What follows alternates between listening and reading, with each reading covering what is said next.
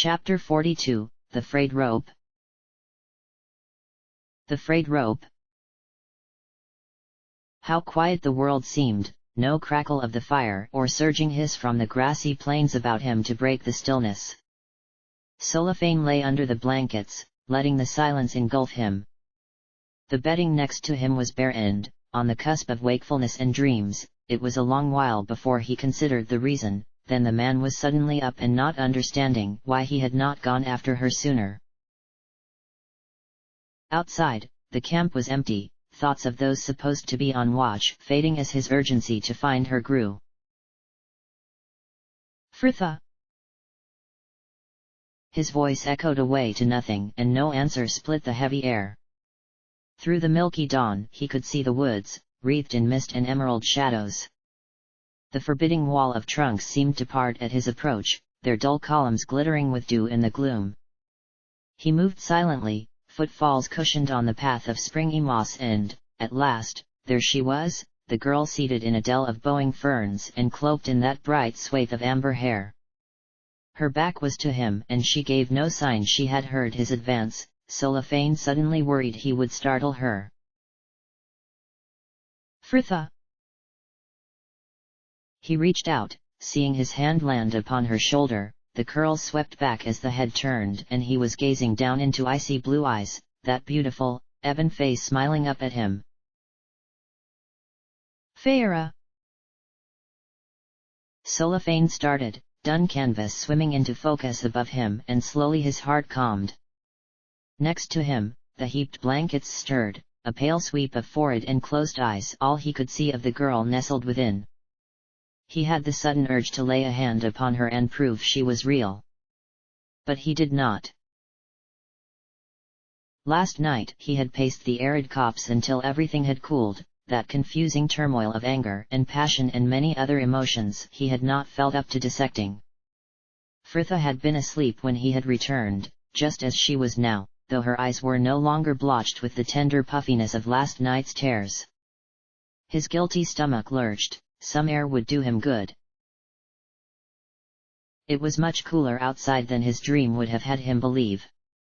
A shiver ran over his body to set his skin bristling in protest, though he thought better of returning to the tent for his cloak, unwilling to wake the girl within.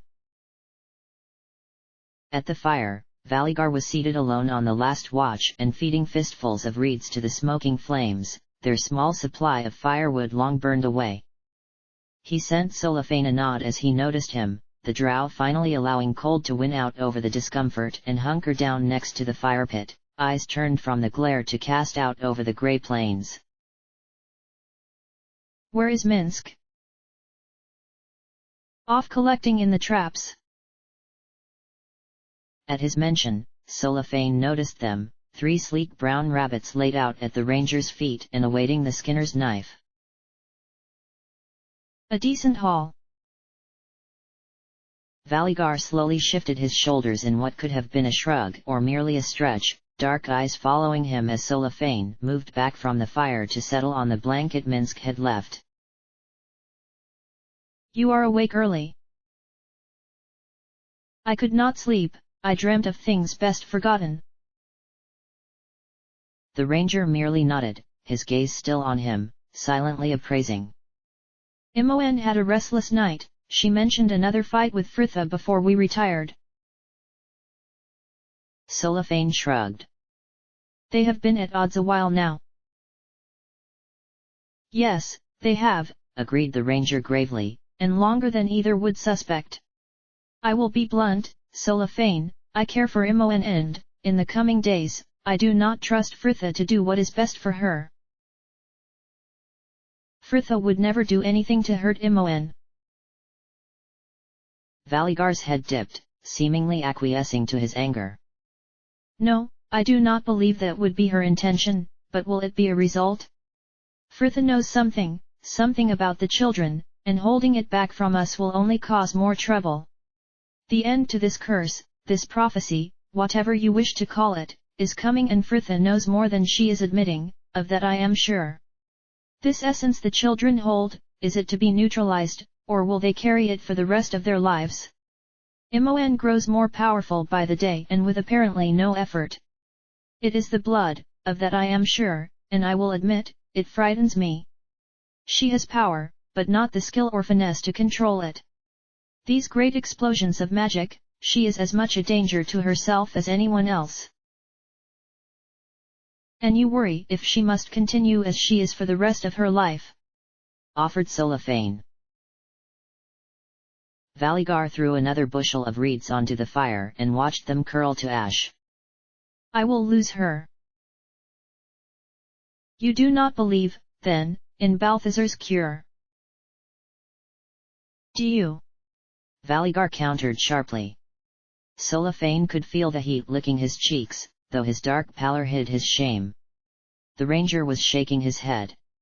"I want to believe." For a time Imoen would talk of nothing else, but Baal was a god. "I may not worship the divine, but I understand their power. What hope could any mortal have to thwart their plans?" His guilty silence had been nagging on him a while now. Solifane skirted the truth as best he could. "If Fritha is certain of the fate of the children, she has not told me." "But she holds something back," pressed Valigar earnestly. "We all have our secrets, this one is not mine to give." "And how long will you keep silent, Drow?" "Until another of our group has been taken." "Another?" Valigar sighed, frustrated his temper had exposed him, and dropping his voice to admit, "A thick died on the journey north, Jahara told me. Who else from our company will pay the price for these secrets?" "Imoen grows, Imoen!" he exclaimed suddenly, Solifane whipping round to find the girl stood just behind him at the mouth of her tent, bag in hand to begin her day. The girl arched a tart eyebrow. "Why so surprised, Vals?" For a man who bore every discourse with an unruffled stoicism, Valigar was certainly very animated when it came to his lies, and Solifane had to fight against a wince at his faltered delivery. It was merely that you seemed tired last night. I thought you would sleep later than this." Green eyes flashed. For an instant, the resemblance between her and Fritha was incredible. "And how would I do that with you two out here muttering?" "Well, come on then, don't keep me hanging. I certainly heard my name mentioned and Fritha's, too." And, as if on cue, the girl herself pushed from their tent, the hand that absently tidied the tousled hair stopping as she found she had an audience. Dark eyes darted briefly to him for an instant of awkward regret, before Fritha was taking in the scene about her, her voice quiet and still a little hoarse. "Morning. What's the matter now?" she added at the loaded silence. Imoen turned a tight smile upon her. "The boys were just having a little chat about us. We were merely discussing our immediate plans and your names came up," pressed Valigar belatedly. "Your shared heritage does make you integral to the troubles here."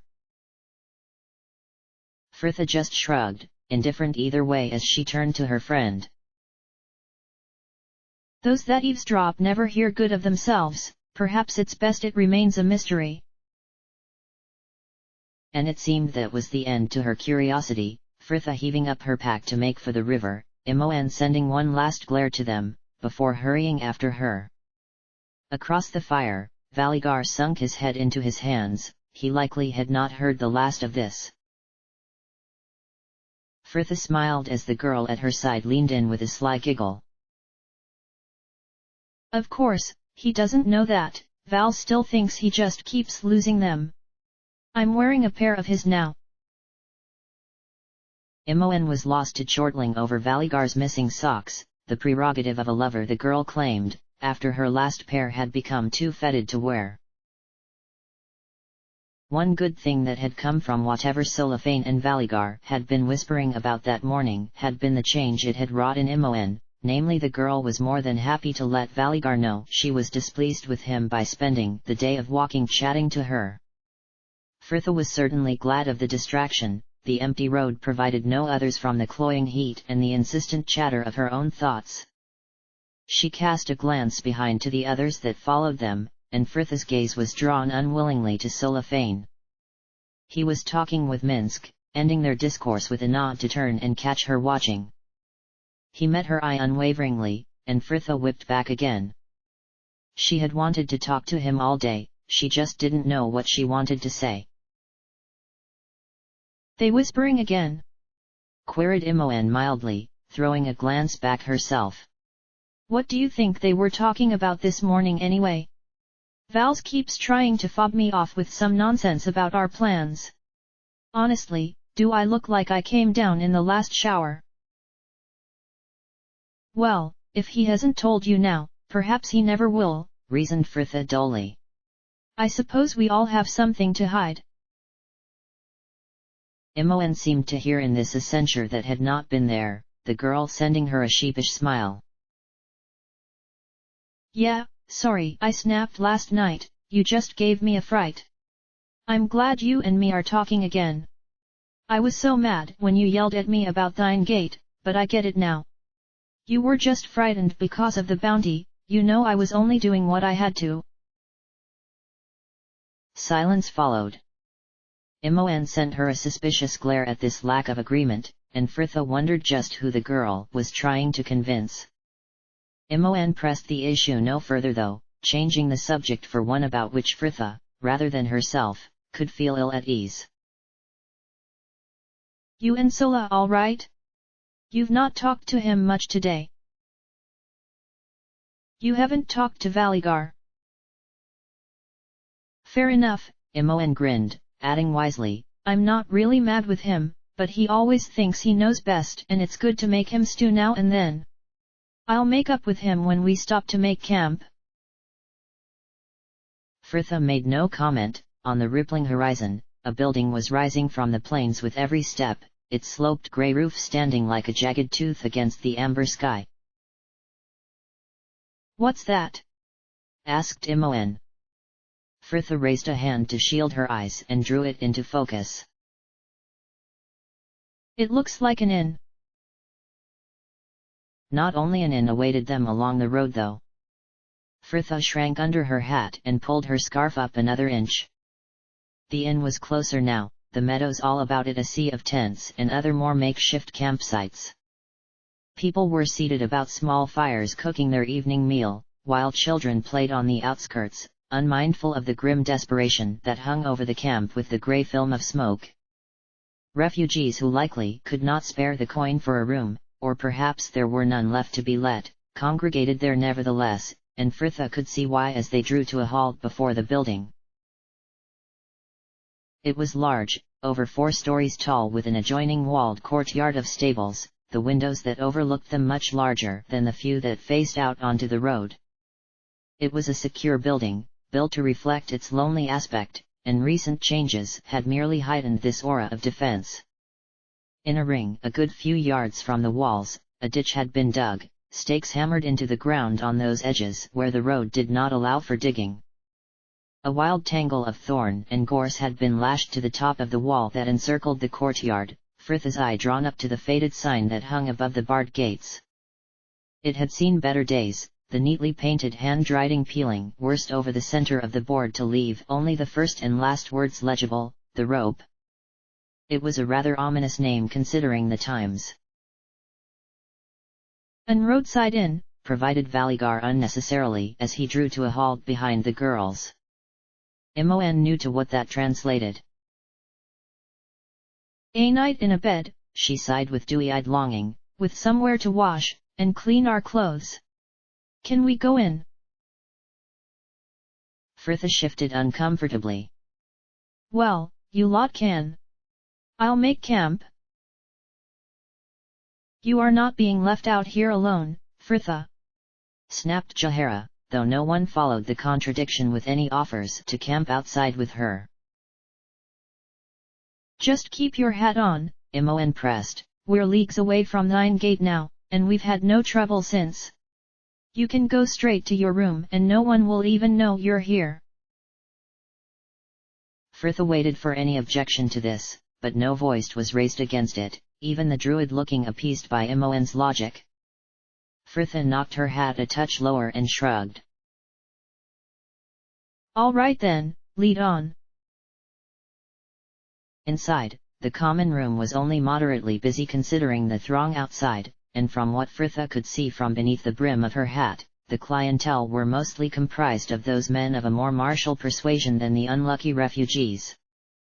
The air hummed with the rumble of a good few dozen deep voices, though for all that the men seemed a friendly enough lot. Valigar and Minsk already in conversation with the table nearest the bar, while Jahara spoke to the thickly bearded man behind the counter. Imoen was chatting to an equally wary Solafane just before the doors, the pair splitting up for Imoen to follow the young server the innkeep had dispatched towards to the stairs. Come on, the girl smiled, linking an arm through hers to pull them after him as the youth made his ascent. Jahara got us 3 rooms and a meal. This lot will bring the food up. Sure enough, Jahara and Solafane were not long behind them, their arms straining under trays laden with dishes, bread, and a great pot of what Frithha was disappointed to find was mutton stew. After over a 10-day of pottage every evening and sometimes the following breakfast, she had rather hoped for something a bit more interesting. Where are the others? Asked Imoen. Valigar is still talking to some mercenaries at the bar, provided Jahara, passing Imoen a dish to settle on the bed next to the girl. Come on, eat up. Solafane had taken the room's only chair, his dish resting on the dresser beside him, and barely spared a glance as he picked at one of the soft flatbreads. He did not look miserable, he did not look anything, his face bearing the composed mask he had worn in Ustnatha, and something about that tugged at Frithha all the more. She needed to talk to him and well, she was sure she would know what to say once the time came. Until then, Frithha turned her attention to her own dish, pleasantly surprised to find the stew was, at least, well seasoned enough to be different from their usual, blander fare, the tender mutton enlivened with cloves and the occasional chunk of dried apricot. On the bed opposite, Jahara and Imoen seemed to be just as appreciative of the food, and it was fortunate the men arrived when they did. There may have been very little stew left at the rate at which Imoen seemed intent on clearing her dish. Here, Vals, Imoen greeted, as the door swung back to reveal the 3 men. I saved you a place next to me. The ranger served himself and sank down on the bed next to her, Minsk and Imoen taking up their dishes and the remaining 2 places next to Frithha. Jahara took in the grim expressions with an appraising nod. You bring news then? Yes, admitted Valigar, though how reliable it is. I doubt anyone could sift the truth from the rumors after this long, reasoned Frithha. What did you learn? Well, according to the company we were speaking to, one of the more solid reports is that the Silver Chalice and the Tethiran army are moving troops southwest. Are they searching for Balspawn? Asked Imoen quickly. Inomen shook his head. While the warrant for the children is still in force, that is not why they are here. They are being sent to fortify the towns of Erden, Alhazit and Yevon und Agis. Frithha plucked the map from the top of her bag. The larger sheet was already folded to the right square, and her eyes quickly scanned the muddle of neatly printed place names and her own untidy annotations. Erden, Alhazit and they are all towns but leagues from the Apogis forest, offered Jahara without even a glance at the map. Valigar nodded. Indeed, though the reason for this move is more disturbing and harder to confirm. Farmsteads, hamlets, even entire villages that border the Apogis are apparently being wiped out. The attacks are random and devastating, no survivors are left and buildings are either gutted by fire or razed completely. A guilty knot coiled low in Frith's stomach. To Inomen's credit, he made no comment, they all knew there would be a price for dealing with Abizigal first. And the local lords have done nothing? Frithha questioned. No, they have acted, clarified Valigar. It seems a common assumption that whoever is behind the attacks is hiding within the Apogis, and the Tethiran army have sent a few groups in to investigate. It is said none have returned. The Apogis is an ancient forest, offered Jahara over her spoon, as old and sprawling as the mere, and holds its own dangers. If Sendai is entrenched within, then she will not be so easily routed. Imoen laughed coldly. We don't need her out, we just need her dead. And how do you plan to find her without being discovered ourselves? retorted Anomen. As Jahara just said, this forest is vast. Minsk swept a large hand across his chin, slowly formulating his proposal. Bu says, if warriors move through it to attack villages, they will leave some sign of their passage, we will follow that. Good point, nodded Frithha. We can keep an eye out for these missing soldiers, too.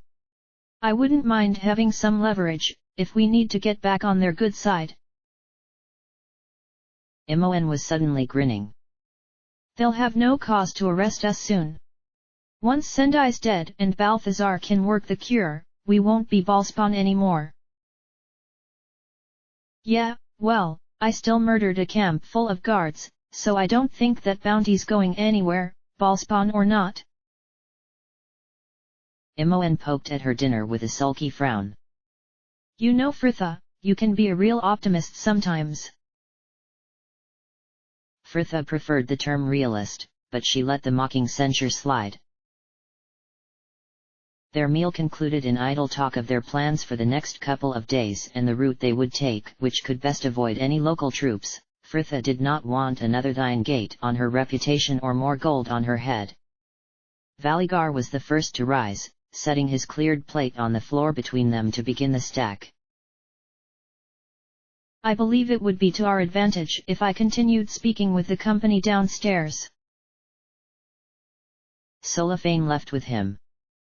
That Frithha was hardly surprised did not ease her disappointment, the girl placing her own dish on the growing pile with a cheerful smile. He was not the only one with a mask at his disposal. What about the rest of you? We can have a game of cards, if you like. Or someone can see if they have any board games behind the counter. You used to enjoy thrashing me at chess, Anomen. I shall join the men in the tavern, said Anomen predictably. Fair enough. What about you, Imoen? The girl could not quite meet her eye, seemingly intent on brushing the crumbs from her lap. Ah, well, I'd hoped to spend some time with Vals. Frithha did not let the smile waver. Well, off you go then, and you too. She turned to the pair left seated upon the bed opposite. Jahara glanced to Minsk, and reluctantly they made to their feet. These mercenaries would bear speaking to. Don't fret about me, Frithha forestalled blithely. Just send a maid up for these dishes and tell her to bring me a basin and some water when she comes and I'll wash our clothes. Jahara smiled and nodded, Minsk giving her hair a friendly ruffle as they passed. The door clicked shut, Frithha finally let the smile drop, knees pulled up to her chest to survey the empty room. Her sigh seemed very loud. Alone again? Of course. Downstairs, the tavern was just as they had left it, a noisy confusion of tables all packed into that long, low space, the men down there all loud with drink and their own contentment. Beyond the few small windows, night was falling, one of the servers moving quickly between the tables, lighting the lamps and trying to recall the constant barrage of drinks orders. Anomen fought the instinct to merely turn about and march straight back to the room he was to share with Jahara and Minsk. He should not take himself away to brood, however disinclined he was towards company. The table where Valigar and Minsk had first found welcome had moved, the mercenaries now finding seats at a table closer to the fire about the corner in the tavern snug, though they were just as glad to have them back, it seemed. "Ah, our brothers from the north," greeted the broad man, his dark hair cropped as short as his sparse beard. "And you have brought your own company, as well. Come, come have a drink with us." The men about him were dragging in more chairs from the surrounding tables, the one who had greeted them shouting to the server for more drinks. "We wondered where you had all got to," laughed one of the younger men. Jahara smiled, sinking into the seat beside him. "We took our meal in our rooms. Some of our company do not like crowds." "Not you though, eh? Here, grab a cup, my pearl." They were a lively group, 5 men of the local coloring and a paler 7th, all part of a larger band, the Ithans, so named for the river and the lands where they had first formed. The company was not to everyone's tastes though. Imoen stayed only long enough for the foam to clear from her beer before she changed her mind, swapping the tavern for a wash and an early night, and Solafane had not even joined them for that, the man exiting the tavern to make his prayers as soon as they had descended the stairs. Anomen half wished he had excused himself similarly, a perverse desire to stay there and suffer rather than be alone and brood pressing him to remain. He nursed the cup of ale before him, refusing any offer to top it up as many more cups were served and emptied about him. The conversation was being carefully helmed by Jahara and Valigar, steered from the tales of battle and other anecdotes to more current matters. "Here's to this trouble and whatever opportunities it may afford us," toasted Valigar, those about him laughing in rowdy agreement. "Indeed," nodded the only other northerner of their company, a tow-headed man of middling years, a fleshy hand wiping the ale from his mustache. "We're falling over work at the moment, what with everyone raising armies and putting up bounties." "Bounties?" questioned the darker Nate, who had been so eager to greet their arrival. "You heard something, Kedon?" Anoman swallowed his heart along with a mouthful of ale. Nate was not the only one eager for this news. Jahara was trying to subtly ease herself back into a more casual position after snapping Ramrod straight, Minsk keeping his face to his cup to hide whatever expression he did not trust himself to quell. "Only that there are some about," continued Kedon indifferently, "and with enough gold offered to see a man of my years retired, should he be able to claim the lot." Another of the older men was shaking his head. "And if it's the one I'm thinking of, the risk might outweigh the prize. There's no point in having gold, if you're dead before you can spend it." "Oh Dienan," laughed the gangly archer, Hazek, "that's not like you. What have you heard?" "Only that the last company that tried to claim it ended up with half the men dead and their leader crippled." "Who were that, then?" pressed the youngest of them, the lad, Misk, leaning forward in his eagerness for the tale. Dienan just shrugged and downed his cup. "Don't know for sure, just some great big ballspawn bloke, I heard." "Woman?" All heads turned to the, so far silent, Dakar. He was the only mage of their company, a long, thin man with a long, jolly face and sloping black eyes, the whole effect giving the impression of a wax figurine that had been left too close to a fire. "What?" pressed Misk. Dakar observed his audience with slow-eyed apathy. "When I was sent to negotiate a contract with the Tetheran army, I was told the bounty was on a woman." Dienan pushed his chair back and stifled a gassy belch. "That decides it then, I hate hunting women." Anoman had been mentally commending the man for this surprising chivalry. He was soon corrected. "They always find some place to hide." Dienan sighed, rubbing his ale-filled paunch. "Some ally willing to help them. People trust them, see. You find you're fighting your way through scores of idiot knights and starry-eyed soldiers." That does not sound like something we would find appealing, said Valigar. Nate laughed. Well, you're in luck, at the moment, 'cause there's an abundance of work all around us, just pick your side. The Tetheran army are hiring, though the pay is lousy. There's rumors of some army being raised back east. A long way to walk on but hearsay, observed Minsk. Nate nodded. True enough, mate. And then there's this group hiding in the Apogis. Jahara was nodding mildly. Have any mercs you've known managed to find them?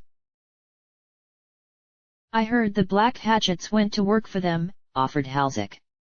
They haven't been seen since, so they were either hired or killed. So what do you plan? Asked Valigar. The company about them shared a laugh, Nate admitting cheerfully, That's easy. We'll wait here for stuff to really kick off. Once the Tetheran army's seen the odds, they'll be desperate to hire anyone with a blade and then we can name our price. Till then, we're here. Jahara indulged him with a rare smile. A fine enough plan, if you've already gold enough to live on. You need a job to tide you over in the meantime. Confirmed Halzik. I heard that Hellmite Library up in the Stormantles is hiring. A no-man could not contain his surprise. You speak of Watcher's Keep? They have their own contingent of warrior priests and the resource of the church at their deployment, why would they need to hire mercenaries? Halzik's lean frame shifted in a shrug. Couldn't tell you, mate. Perhaps there's a job they need doing where they don't want to get their holy hands dirty. The cups between them rattled, a no-man pounding a heavy fist upon the table. Mind your tongue when you speak of my church. A chorus of shrieks as chairs were pushed back, each company appraising the other as the two men sized each other up. The lines were being drawn. Halzik broke first, narrow face twisting with a sneer. No offense meant, friend. For a moment, all was silent. Another round of drinks perhaps, offered Jahara, suddenly on her feet and turning that fiery gaze upon him. Come, a no-man, you can help. A no-man was almost tempted to refuse, that willful anger demanding he bait her. But, eventually he managed a stiff nod, rising to follow her, and Minsk clearly thought it best he join them. At counter men were queuing too deep for their next drink, though it hardly mattered, the woman veering for the door opposite as soon as they were out of sight. The courtyard was in darkness, light from windows behind them opening panes of gold upon the cobbles while the air stirred with the distant scent of campfires. Jahara whirled upon him as soon as they were through the door, shaking her head in that matronly way of hers that put another couple of decades between them. You ever were a fool, boy. A no-man more than ready to vent his temper. Hold your sermon, woman. I will not stand by while my lord is insulted. They spoke of your church, not your faith, and there are better ways of dealing with such insults, as well you know. You do not wish to be here? Then retire to the room, but do not cause trouble with those with whom we are trying to build a rapport. A no-man scoffed past the burgeoning embarrassment. Anything they know they have told us already. Oh yes? So you are aware of how well known this bounty upon Firtha is? How far west the Tetheran patrols come? Where these attacks that border the Apogis are concentrated? A no-man could not meet her eye, that sharp face shrewd and accusing in the darkness. I did not think, he muttered tightly. No, and you have not in a while.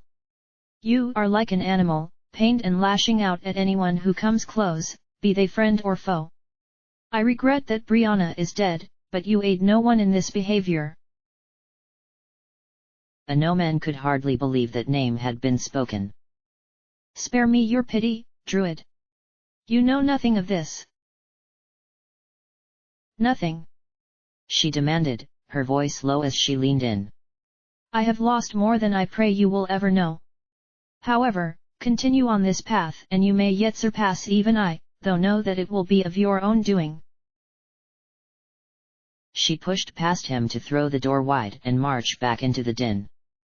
The slam of the door hit him like a fist's blow. Didactic harpy! He roared in directionless fury, the curse echoing out over the stone garth. Behind him, Minsk breathed a deep, disappointed sigh. Young Anomen! Anomen whirled on him instantly. I do not wish to hear it, Minsk. No. He questioned, puzzled. What is it I am to say? The question threw him, Anomen feeling the shame slowly blossoming to quench, at last, his anger. Well, how would he have censured himself? That I am brash and short-sighted and a fool unto myself. The Rashami's broad shoulders heaved an even shrug. You are pained. I am, he confessed, but not as I was. Brianna is gone, and though I liked her and miss her friendship, I am not so false as to convince myself this all for her. I am angry, Minsk. He admitted frankly, that all I have strived for and, at last, earned has been lost again. He turned to fixed Minsk with a tired look, wish for an instant he had not promised to keep her secret for there was only more loss to come. And I understand, young Anomen. Minsk nodded, his gaze shifting back to the door next to them. You remember, I think, when we first became a company and it was Jahara who would have seen us torn apart in her grief. She is right in what she tells you, but Boo believes she forgets too easily her own anger. She had but days before lost her husband, murmured Anomen, half recollection, half excuse. He remembered to his disgrace that he had not been so sympathetic at the time. Yes, sighed Minsk, and then the Harpers turned upon us sad times. And you lost your ward, Anomen added quietly. Minsk nodded, dropping his head back to gaze up at the bejeweled sky. That I did. But I took my vengeance, and Dinahar's spirit is now at peace. Minsk turned back to fix him with a remarkably open look. I did all that could be done, sometimes it is just the way of things. Yes, it truly seemed it was, and as miserable as that should have made him, Anomen found a hope in it, too. His pain was there still, as was his anger at the injustice of that world, but he was not alone in bearing it. Jahara had grieved for her whole life, and Minsk had lost the woman who was likely the closest friend he had ever had of his own people, and they would exile him for it. Before him, the Rashami was smiling, albeit wearily. Young Anomen, my people have a saying, a life without tears is but half lived. Anomen could not face him, had dipped to offer the only apology any of them would ever have asked of him. Perhaps I should retire, and make my prayers. Minsk just nodded, a hand clapped upon his shoulder in parting as he returned inside. Fritha tripped lightly down the hallway to the last room where Imoen would be sharing the night with Valigar. Jahara had sent up the water as she had asked along with a large bottle of wine and news that Imoen had retired not long ago. It warmed her, the small ways the druid found to show her care. The laundry had hardly seemed a chore after that. Fritha lathered and rinsed with blithe industry to hang clothes upon every stick of furniture the small room held, and little over an hour later, with aching back and wrinkled fingers, she was knocking on Imoen's door, bottle in hand and bundle of washing on her hip. A muffled answer through the wood. Fritha tried the handle. Imoen. The girl in question was seated at the small table, Imoen whipping back at the sound of door to sweep a pile of books and parchment hurriedly into the bag beside her chair. Fritha, I said not to come in. Frithla lingered at the threshold, trying to shrug off the snapped rebuke. Sorry, I couldn't hear you. Here, I brought your clothes to hang out. She took a step inside to dump the damp laundry at the foot of the bed. There's no more space in my room. And Jahara sent some wine up, I thought you might like to. Her eyes caught on the small, fraying volume lying forgotten on the dark green quilt between them, something familiar about the worn, crimson binding. That book. Imoen leapt her feet. I can explain. So, can I? It's from Abizigal's library. Imoen was at the doorway in an instant to wrench her aside. The door slammed shut behind them. Don't start, Frithla, all right? I couldn't let you burn them all, I wouldn't. You might have been happy to ignore the sermons we spent our childhood listening to in the shrine to Ogma, but I still remember. Oh, sod off, Frithla cut in angrily. You only tagged along to those services because I liked singing the hymns, and I hardly care that you've smuggled some moldy books with us, but Imoen. She breathed, trying to impress upon the girl the enormity of her actions. What about Valigar? What about him? The girl countered pertly, the sudden dip to her eyes belying the guilt she felt. He said I could study magic. With him. Said you could study with him and you said you would. You brought him into this, Imoen, even got him to help you, and now you're going behind his back. He wouldn't understand. Imoen cried, almost pleading. Valigar sees my gift as a curse, even as he pretends to accept it. With him everything is slow, learn the theory, practice, repeat it and then learn the next, just as it is written.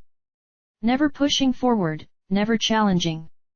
And you can't understand what it's like, Frithla, because whatever talent I had for the weave before, it is nothing to what I can do now. I read a spell and it's there in my head, and as I draw on the magic I can see 100 ways to change it, strengthen it, bend it to my need. This. Frithla gasped in sudden realization. This is why you've had all those early nights, and the tiredness, you've been reading while he's sleeping next to you. Oh, give over. You're going on like I've been shagging another bloke in our bed. I think Valigar would be less worried if you had. What's he going to think when you can enslave dragons? You said he's already worried by your magic, he'll be even more frightened if it seems like you're just plucking these spells from the ether. Imoen remained firm. Talk all you want, Frithla, I have to do this. And what exactly is this? Frithla snatched the book from the bed next to them, letting it fall open at random. The blood from the sacrifice, sacrifice. She repeated archly. Imoen bristled. Well, I obviously wasn't studying that spell. Imoen, this is dark magic. Her friend acknowledged these worries with a sneer. Oh, I forgot there's nothing you aren't an expert on. Suddenly, Frithla, who doesn't even know where her magic comes from, is a master mage. You sound just like Valigar, going on about corruption like he's just waiting for me to fall. There is no dark magic, only dark intent, and I'll never get anywhere holding myself back. And who told you that? Challenged Frithla. Aurelia? The cowled wizards? Irenicus? Because you haven't exactly had a lot of schooling in your powers, have you? They just awoke. Yes, retorted Imoen, like yours. Of course, it's not a problem for you to harness your blood, running about as the avatar of murder, fighting dragons and drow, but the rest of us ballspawn have to sit on our hands and wait for you to save the day. I never chose to have these powers. No, but you use them. What do you think? That only you're strong enough to make that decision. You're such a hypocrite. What is this shouting about? Both girls whipped back, Valigar was stood in the doorway behind them. Vals! Gasped Imoen, a furtive glance thrown to the book Fritha still held. Fritha was just cross because I've lost those translations she did. But you're going to do them again, aren't you? She added, nodding fervently as though to press an agreement. You know how I need them, Fritha, please. Fritha snorted, turning to push past the man and stalk through the open doorway. Fine. Good night, Valigar. He raised an eyebrow to the slammed door, the man clearly wanting to ask and thinking better of it, and Valigar moved past Imoen to sink tiredly onto the large bed. Imoen could feel her pulse slowing, the girl making sure she was calm enough to affect her careless manner before perching next to him. You should be more careful with your notes, he sighed, easing off his boots and reclining back against the headboard. How do you think you lost them? They were probably in one of the books I sold back in Halrid. Imoen! He scolded. She stalled any further admonishments with a quick kiss. Don't fret, no one but me can read Fritha's scribble when she's rushed it. She lay down next to him, drawing his arm about her to set his injured hand within her lap, firm strokes easing out the stiff fingers. Valigar seemed to relax into her, his voice a deep rumble as she settled her head upon his chest. Would you like to do some study before we sleep? No, that argument's left me drained. You've been doing your exercises. You know I have. Imoen. He pulled back, drawing his hand gently from her grasp to face her. I know you worry about me, about my injury, and that perhaps you feel with my patience being tested here, you should not worry me further. But you can study your magic, Imoen. I want you to study. The powers you hold within you, they need direction so your magic, when it is called, is used safely. I promised I would help you in this and I shall. That's what you were speaking to Solafane about this morning, wasn't it? He nodded once, his dark eyes traveling over her face, a gentle thumb following the movement from brow to jaw. I would do anything to keep you from the fate that befell my own family. Imoen could not look at him, pulling away as hot guilt bubbled up from her stomach to leave her face burning. Oh, Vals. Come, he smiled, her embarrassment unnoticed as he gave her leg a rousing pat. Fetch out your books. Well, we could look at the tome from Master Omir, she offered half-heartedly. I've been having trouble getting my head round the protection spell used with the later summoning circles.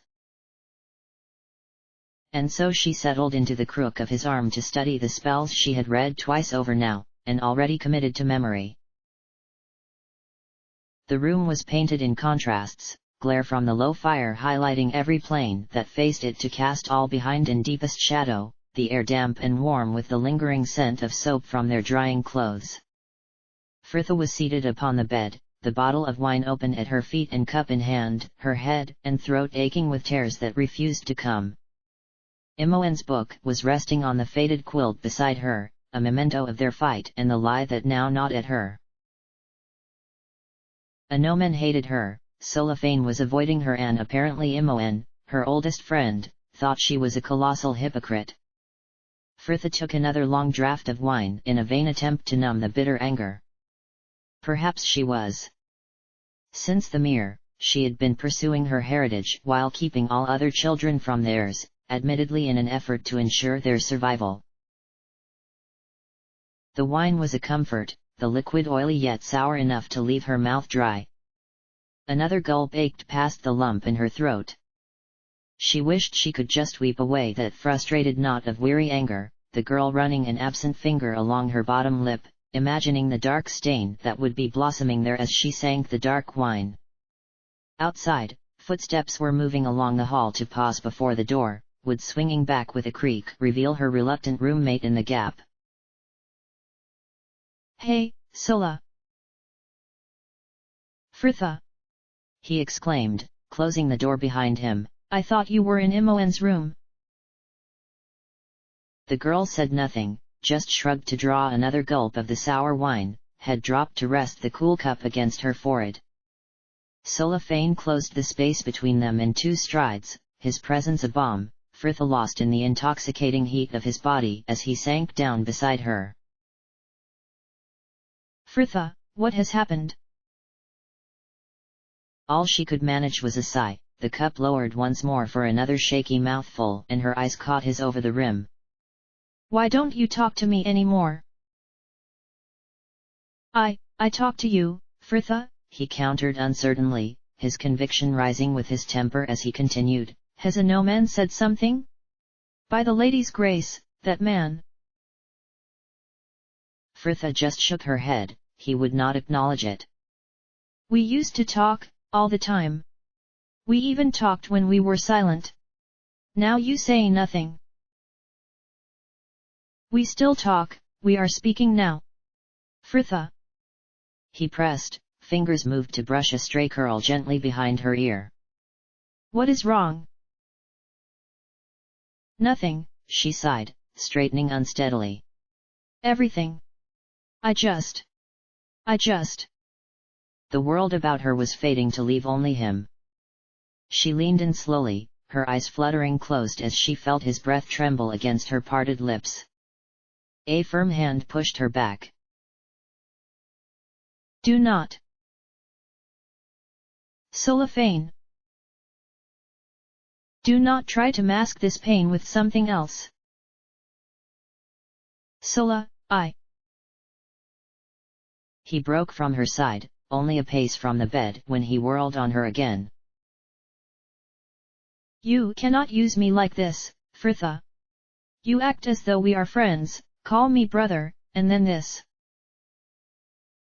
We are friends, she cried desperately. I trust no one else and I thought, I just want to feel something, Solafane, anything, but this grinding misery. Is that so wrong? Yes, no, I do not know anymore. You are always there, to help and guide, and then that flower. He whipped to her suddenly, hands gripped at her shoulders. I would have taken you away. I would have done anything to save you. But you decided to come here and die, and I will not suffer another Feyre. To feel that again only to have it stolen away by some force I cannot hope to fight, I refuse. He released her just as abruptly, the man slumping at her side as all the passion left him. Frithla dipped her face, the welling tears brimming over to drip from the end of her nose. Her voice, when it came hoarse. I'm sorry, Sola, just put your arm about me, please, as you used to, you've been so distant of late. The sigh was gentle, the refusal firm. No. You ask too much of me, Frithla. Frithla stooped to set the cup at her feet, mopping at her face with a sleeve as she made to rise. Yes, I suppose I do. But the ache is still there, if you cannot ease it, then perhaps another can. End of chapter.